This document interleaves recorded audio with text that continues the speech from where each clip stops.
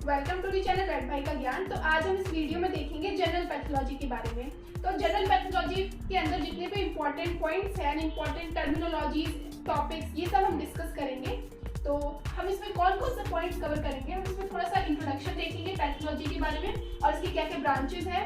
Then हम degenerative changes के बारे में बात करेंगे। उसके बाद इन्फ्लेमेशन एंड इन्फ्लेमेशन के अंदर जितनी भी रिएक्शन होती है वो सब देखेंगे। उसके बाद haemodynamic disorders and then pigmentation and calcification, और उसके बाद हम देखेंगे डिस्टर्बेंसेस इन दी ग्रोथ और सेलुलर अडेप्टेशन। ठीक है, तो ये मोटे मोटे तौर पे मैंने बता दिया आपको, तो ये सब हम इस वीडियो में देखेंगे।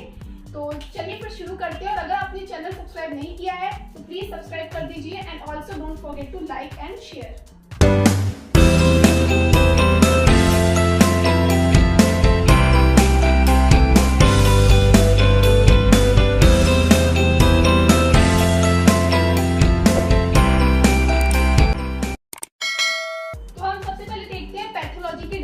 तो अगर हम इसकी सिंपलेस्ट डेफिनेशन देखें तो आपको एक बात पता होनी चाहिए कि जो पैथो है, पैथोलॉजी दो वर्ड से मिलकर बना है, पैथो एंड लॉजी, या आप बोल सकते हैं पैथोस एंड लॉगस। तो जो पैथोस है इसका मतलब होता है एनी सफरिंग, एंड लॉजी और लॉगस मींस होता है स्टडी। ठीक है, it is the study of any suffering और you can call it disease. ठीक है, किसी भी डिजीज की जब हम स्टडी करते हैं तो उसको हम बोलते हैं पैथोलॉजी।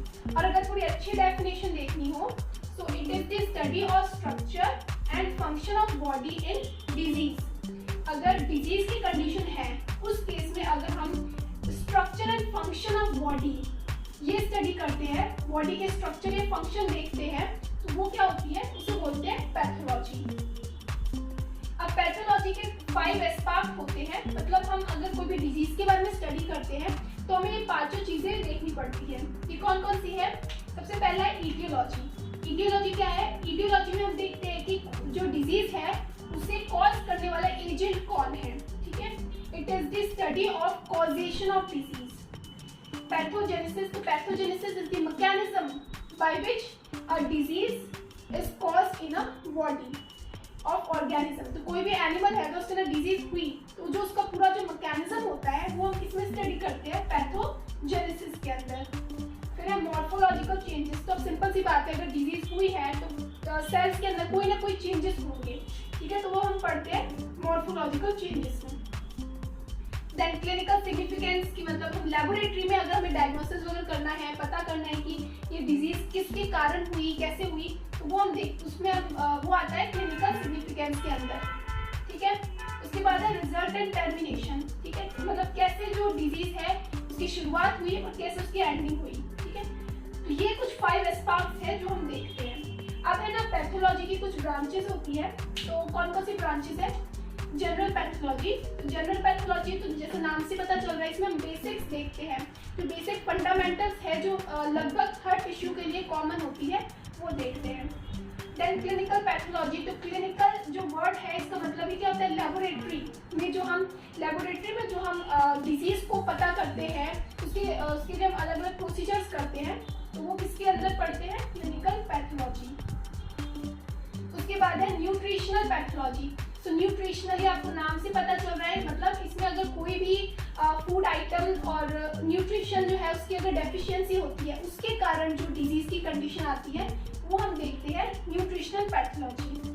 ठीक है, देन केमिकल पैथोलॉजी। तो आपको पता है कि सेल्स के अंदर लगातार कोई ना कोई केमिकल रिएक्शंस होती है, तो अगर डिजीज आ गया, डिजीज की कंडीशन हो गई, उस केस में केमिकल्स के अंदर क्या क्या चेंजेस होंगे वो अगर हमें स्टडी करना हो तो वो हम इस ब्रांच के अंदर देखते हैं। देन है एक्सपेरिमेंटल पैथोलॉजी। तो डिजीज को हम किसी लेबोरेटरी एनिमल्स के ऊपर उसको हम है ना देखते हैं, ऑब्जर्व करते हैं कि कैसे वो डिजीज उस लेबोरेटरी एनिमल्स के अंदर हो रही है। Then microscopic pathology. तो माइक्रोस्कोपिक के अंदर अगर हम डिजीज को बिल्कुल माइक्रोस्कोपिक लेवल पर देखें with the help of microscope, and इसको हम हिस्टोपैथोलॉजी भी बोलते हैं। ठीक है, तो वो हम इसमें स्टडी करते हैं। देन मैक्रोस्कोपिक और ग्रॉस पैथोलॉजी। तो जो हम नेकेड आइज से अगर हम कोई भी ऑर्गन के जो डिजीज कंडीशन में है उसका अगर हम स्ट्रक्चर देखते हैं और हमें पता चलता है कि इसके क्या क्या इसमें चेंजेस आए हैं, तो उसकी स्टडी हम किसमें करते हैं? Macroscopic pathology. ओके, तो ये सब थे कुछ कुछ branches, so there are several branches और हमने लेकिन कुछ कवर की है, ठीक है। अब इसके बाद आता है mortality rate and morbidity rate, ठीक है। तो मोर्टेलिटी रेट क्या होता है, किसकी, number of death due to any disease, तो भी डिजीज के कारण जो डेथ होती है उसे बोलते हैं मोर्टेलिटी रेट। और मॉर्बिडिटी रेट मतलब कि it is the disease in a population और इलनेस इन अ पॉपुलेशन। तो अगर पॉपुलेशन है उनमें कोई डिजीज कितनी हद तक फैली हुई है वो हम देखते हैं मॉर्बिडिटी रेट। तो अगर ज्यादा नंबर ऑफ पॉपुलेशन में डिजीज होती है तो उसे हम क्या बोलेंगे कि इस डिजीज की मॉर्बिडिटी रेट क्या है, ज्यादा है, ठीक है। तो अब हम आते हैं ईटियोलॉजी। तो ईटियोलॉजी अगर इसकी हम सिंपलेस्ट डेफिनेशन लिखें, it is the study of causation of disease. तो डिजीज है अगर उसकी स्टडी करेंगे कि किसके कारण डिजीज हुई, ठीक है, वो होता है इसकी ईटियोलॉजी। तो अगर हम इसका सिंपल सा आपको एग्जांपल दूं तो आपको पता है पोलियो, तो पोलियो किससे होता है, पोलियो वायरस से। तो पोलियो वायरस जो है वो क्या हुई, ईटियोलॉजी हुई, क्योंकि उसी के वजह से जो पोलियो डिजीज है वो हुई। अब हम है ना ईटियोलॉजी के कुछ फर्दर ये सब टाइप्स में डिवाइड हुए हैं, एक्सट्रिंसिक एंड इंट्रिंसिक फैक्टर्स, ठीक है, और you can say extrinsic cause और इंट्रिंसिक कॉज। तो एक्सट्रिंसिक के अंदर मतलब जो एक्सटर्नल से जो भी एक्सटर्नल फैक्टर जो इन्वॉल्व है डिजीज के लिए वो देखते हैं। तो उसमें आते हैं physical, chemical, biological and nutritional.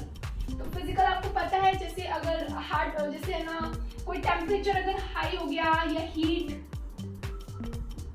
तो इसके कारण जो भी हार्म होता है और उससे फिर कोई डिजीज होती है तो वो हम देखते हैं फिजिकल फैक्टर्स के अंदर। देन है केमिकल। तो केमिकल्स मींस अगर एसिड, इसमें आ जाएगा एसिड एंड एल्कली। तो strong acid and strong alkali की बात करते हैं, तो इसके कारण अगर कोई भी इंजरी होती है तो वो जो है वो हम केमिकल फैक्टर्स के अंदर देखते हैं। Then biological. तो बायोलॉजिकल आपको पता है कोई भी लिविंग ऑर्गेनिज्म, हम इसमें जनरली माइक्रो ऑर्गेनिज्म देखते हैं जैसे कि बैक्टीरिया, वायरस, फंगाई, ठीक है, तो वो आता है बायोलॉजिकल के अंदर। उसके बाद है न्यूट्रिशनल। तो न्यूट्रिशनल के अंदर अगर कोई भी न्यूट्रिशन के कारण कोई डेफिशिएंसी होती है, उसके कारण अगर डिजीज होती है तो वो हम देखते हैं न्यूट्रिशनल फैक्टर के अंदर। अब इसमें अगर हम कुछ इसके एग्जांपल्स देखें तो आपने सुना होगा स्वे बैक डिजीज। तो जो स्वे बैक है, स्वे बैक एक डिजीज होती है, तो उसमें जो उसका जो बैक होता है एनिमल का वो कुछ इस पोजीशन में हो जाता है, ठीक है, स्वे बैक। तो ये क्यों होता है, because of the copper deficiency, है ना। देन पैरासिस की बात करें तो पैरासिस जो है वो पोल्ट्री के अंदर होता है and it is due to the manganese deficiency. तो ये कुछ था कि न्यूट्रिशन की वजह से क्या क्या डिजीजेस होती है। तो स्वे बैक है वो लैम्ब के अंदर ज्यादा होती है, लैम्ब, एंड जो पैरासिस है वो पोल्ट्री के अंदर। और आप इसको ये ध्यान रखिएगा कौन से मिनरल की डेफिशिएंसी से होता है। स्वे बैक कॉपर की डेफिशिएंसी से होता है एंड पैरासिस मैग्नीज की डेफिशिएंसी से होता है। तो ये थे एक्सट्रिंसिक फैक्टर्स। अब हम आते हैं इंट्रिंसिक फैक्टर्स पे। तो इंट्रिंसिक में अगर देखें तो इसमें बहुत सारे फैक्टर्स हैं, genus, breed, age, sex, colour and idiosyncrasy. तो जीनस का मतलब ये है कि आपको पता है कि जीनस, कोई पर्टिकुलर जीनस में अगर कोई डिजीज ज्यादा होती है तो वो फिर क्या हो गया, उसका जेनेटिक कॉज हो गया जीनस की वजह से। जैसे कि हॉक कॉलरा है वो पिग में ज्यादा होता है, ठीक है, और जो कैनाइन डिस्टेम्पर है वो डॉग्स में ज्यादा होता है। तो ये जीनस की वजह से कोई भी एक डिजीज कौन से जीनस के अंदर प्रेवलेंट है वो बताती है। देन अगर हम ब्रीड की बात करें तो जो टॉलर ब्रीड्स है जैसे ग्रेट डैन, जर्मन शेफर्ड, ये क्या टॉल ब्रीड्स हैं।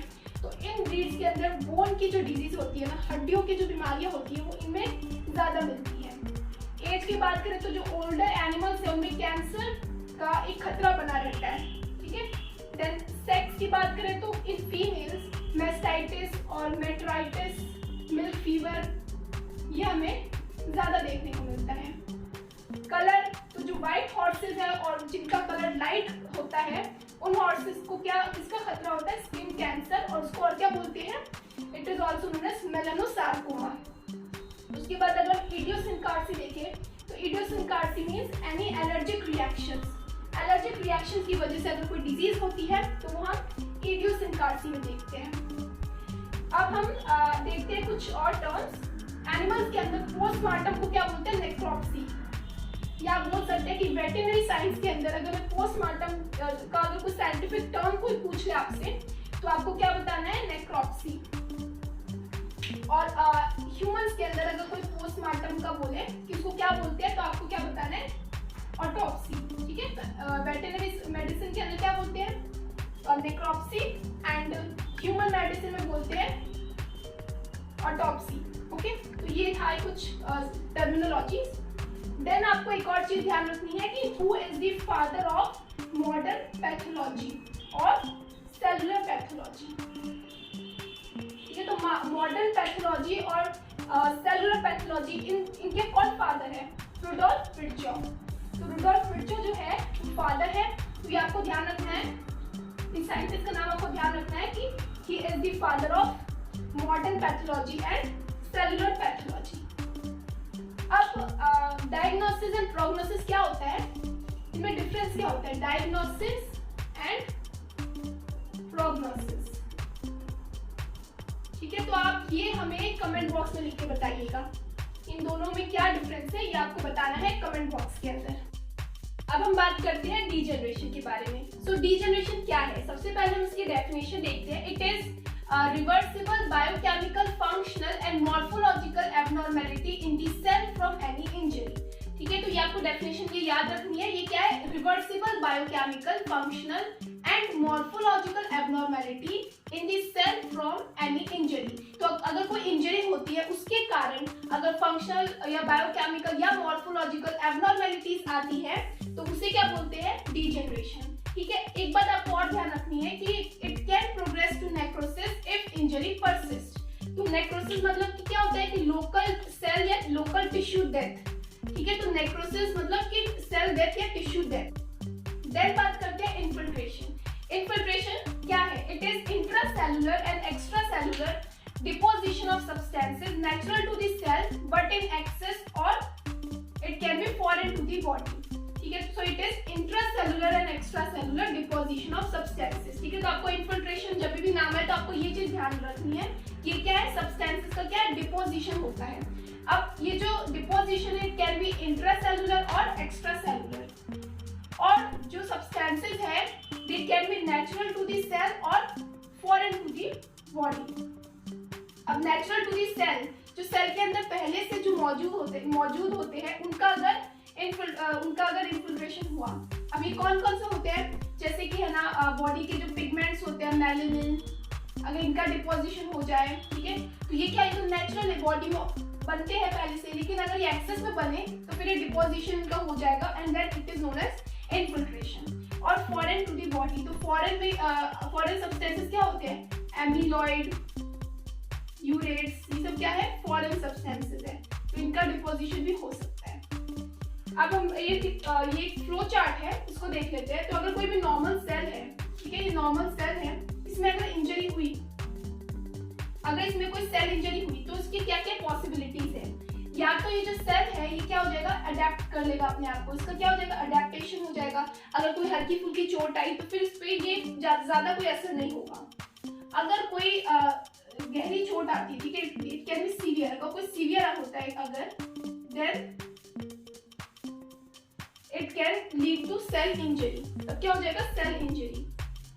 और अगर अडेप्टेशन, अगर सेल ने अडेप्टेशन कर लिया लेकिन फिर भी अगर इंजरी परसिस्ट कर रही है, then it can also lead to injury, it can also lead to cell injury. Then हम बात करते हैं अगर है ना रिवर्सिबल इंजरी हो जाए, मतलब इंजरी हुई लेकिन वो वापस क्या हो गई, इसमें रिकवरी हो जाए, तो वापस फिर वो नॉर्मल सेल में आ जाएगी, जो सेल है वो नॉर्मल बन जाएगी। ठीक है, अगर प्रोग्रेसिव इंजरी हुई तो क्या होगा, इरिवर्सिबल इंजरी, इरिवर्सिबल इंजरी होगी एंड देन फिर क्या होगा, सेल की डेथ हो जाएगी। अब ये जो डेथ है, अब इसी में दो टाइप की होती है, या तो नेक्रोसिस या तो एपोप्टोसिस। नेक्रोसिस क्या होता है, it is the cell death, local cell या टिश्यू डेथ, एंड एपोप्टोसिस मतलब प्रोग्राम्ड सेल डेथ। ठीक है, तो इसके बारे में आप डिफरेंस का देख लीजिएगा। इसका मतलब एपोप्टोसिस क्या होता है, प्रोग्राम्ड सेल डेथ। ठीक है, तो ये फ्लो चार्ट आपको समझ में आ गया होगा। अब हम आगे बढ़ते हैं। अब मान लो कि अगर कोई डीजनरेशन हुआ, सेल के अंदर कोई इंजरी हुई, अब उस सेल के अंदर जो बहुत सारे जो कॉन्स्टिट्यूएंट्स होते हैं उनमें क्या क्या चेंज आएगा। तो या तो there can be protein disturbance हो जाएगा, या कार्बोहाइड्रेट डिस्टर्बेंस, या फैटी एसिड डिस्टर्बेंस, या एनी पिगमेंट डिस्टर्बेंस। तो अब इसमें क्या होगा, अगर हम प्रोटीन डिस्टर्बेंस की बात करें तो उसका मोस्ट कॉमन एग्जांपल है सेलुलर स्वेलिंग। और है ना, इसमें या तो डिपोजिशन हो जाएगा किसका, it can be mucoid, mucinous. Okay, so ये सब क्या है, प्रोटीनेशियस होते हैं। देन अगर हम कार्बोहाइड्रेट की बात करें तो इसमें जनरली ग्लाइकोजन का क्या होता है, इन्फिल्ट्रेशन, ग्लाइकोजन इन्फिल्ट्रेशन।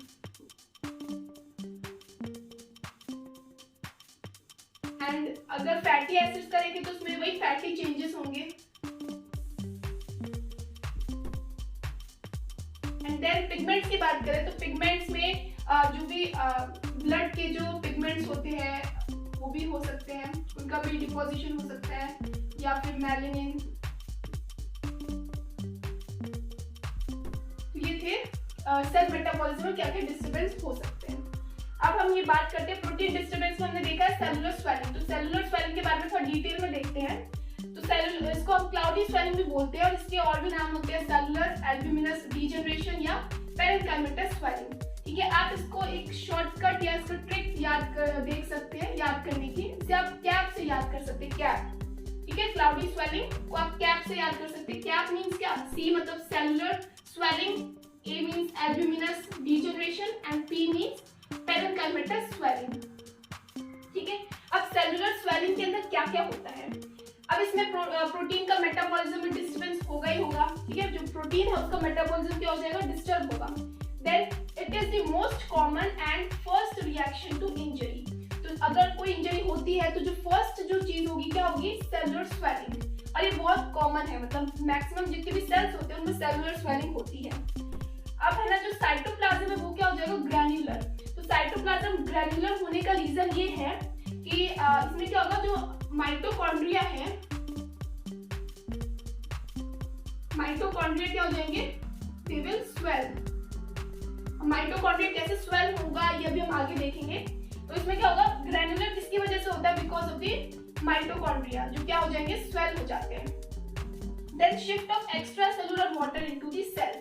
तो एक्स्ट्रा सेलुलर जो वाटर है वो क्या आ जाएंगे, सेल के अंदर आ जाएंगे वो। ठीक है, अब हम इसका डायग्राम से समझते हैं। तो मान लीजिए अगर हम इसका पैथोजेनेसिस देखें कैसे क्या होता है।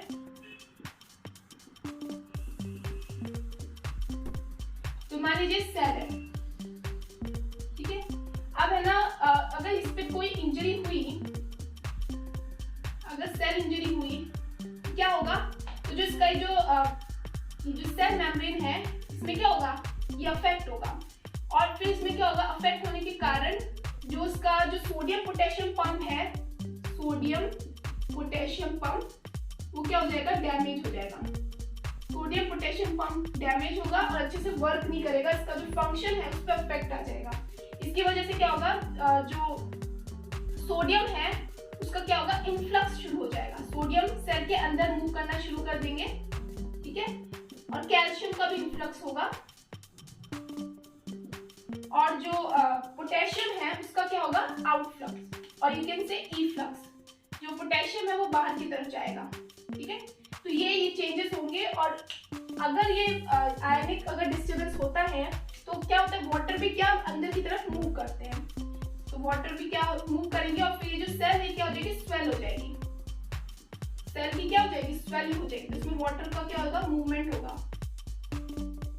वाटर इनवर्ड मूव करेंगे और ये जो सेल है इसकी स्वेलिंग हो जाएगी। और ये थोड़े से ग्रैन्युलर दिखेंगे। ग्रैन्युलर क्यों दिखेंगे, क्योंकि जो माइटोकॉन्ड्रिया है वो भी स्वेल होते हैं, ठीक है। माइटोकॉन्ड्रिया विल आल्सो स्वेल, तो यहाँ भी हमने देखा था। तो ये बिल्कुल सिंपलेस्ट तरीके से है इसका एक्सप्लेनेशन क्लाउडी स्वेलिंग का, ठीक है। तो ये डीजनरेशन के बारे में था, तो होप कि आपको समझ आया होगा।